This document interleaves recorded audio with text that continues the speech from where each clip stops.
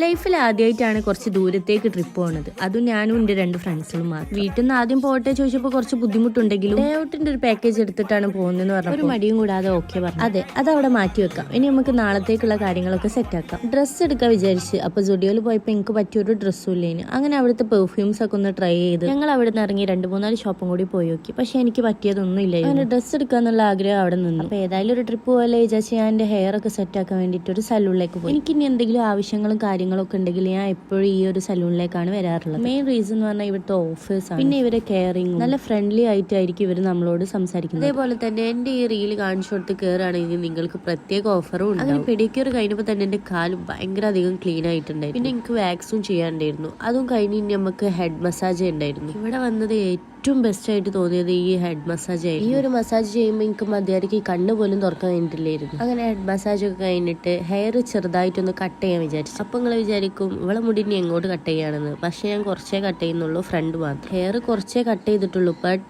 Final look കണ്ടപ്പം ഞാൻ ആകെ അന്ത് വിട്ടു. ഇവിടുത്തെ ഹെയർ കട്ടിനാണെങ്കിൽ നല്ല ഓഫേഴ്സും ഉണ്ട്. ഈ ലൊക്കേഷൻ വരുന്നത് UL സൈബർ പാർക്കിന്റെ നേരെ ഓപ്പോസിറ്റ് ആണ്. സലൂണിൽ കയറിയപ്പോഴാണ് ടൈം പോയത് അറിഞ്ഞില്ല. ഇനി ഈ ബ്ലോക്കൊക്കെ താണ്ടി നമുക്ക് ഹൈലൈറ്റ് മാളിലേക്ക് എത്താം. ഹൈലൈറ്റ് മാളിൽ പോകേണ്ട ഒരു ആവശ്യമില്ലായിരുന്നു. ബട്ട് ഒരു ഫുഡ് കഴിക്കാനായിട്ട് ഹൈലൈറ്റ് മാളിൽ പോകേണ്ടി വന്നു. ഈ ഒരു സാധനം കഴിക്കാൻ വേണ്ടിയിട്ടായിരുന്നു ഹൈലൈറ്റ് മാളിലേക്ക് വന്നത്. അങ്ങനെ ഇതൊക്കെ കഴിച്ചിട്ട് നമ്മൾ നേരെ വീട്ടിൽ പോയി. അപ്പോൾ ഓക്കെ, ബൈ.